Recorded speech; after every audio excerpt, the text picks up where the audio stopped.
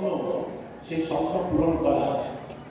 আমি কৃতজ্ঞতা জানাবো এই রকমের প্রয়াস, এই রকমের চেষ্টা একটা অনন্য দৃষ্টান্ত হিসেবে আগামী দিনে যারা এখান থেকে সফল হবে তারা তো বহন করবেন এবং পশ্চিমবঙ্গ রাজ্যে একটি অন্যতম দৃষ্টান্ত হিসেবে এটা দেখা দেবে।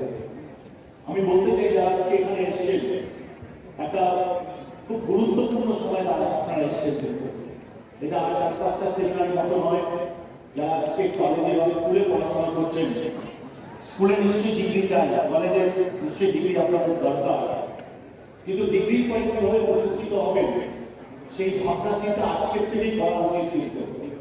এবং সেই ভাবনা চিন্তা যদি সঠিকভাবে করা যায় তাহলে যে শক্তিশালী ভারতবর্ষ এবং শক্তিশালী স্টেট গড় আমরা চিন্তা ভাবনা করছি, মাননীয় মুখ্যমন্ত্রী সবসময় বলেন এবং এই মন্ত্রিসভা সবসময় বলেন যে পশ্চিমবঙ্গকে বেশ রাজ্যে পরিণত করতে হবে।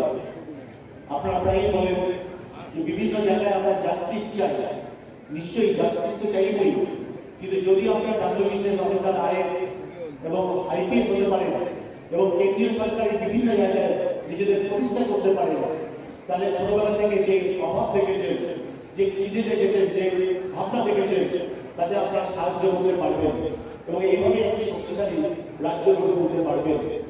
তাই আগামী দিনে যে স্বপ্ন আপনাদের দেখা দরকার, সেই স্বপ্ন দেখার যে জায়গা, সেটা হচ্ছে বিরাট হাকিম প্রতিষ্ঠান থেকে।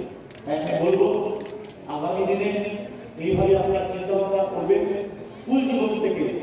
আমি গত মাসে হায়দ্রাবাদে গেছিলাম, সেখানে দেখে এসেছি ক্লাস 7 থেকে ছেলেমেয়েরা ভাবছে কিভাবে আইএস আইপিএস হবে।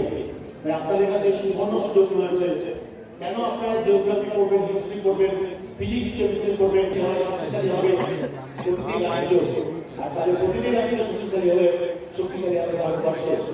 21 শতকে আপনাদের দিকে তাকিয়ে আমাদের এই পথ চলা শুরু হয়েছে এবং সেটাকে কিভাবে আরো সফল করা যায় এই কৃতজ্ঞতার সাথে সাথে প্রতিজ্ঞা নিয়ে, শপথ নিয়ে আজকে এখান থেকে আপনারা বাড়ি ফিরে যাবেন এবং প্রতিদিনই আপনাদেরকে ভীষণ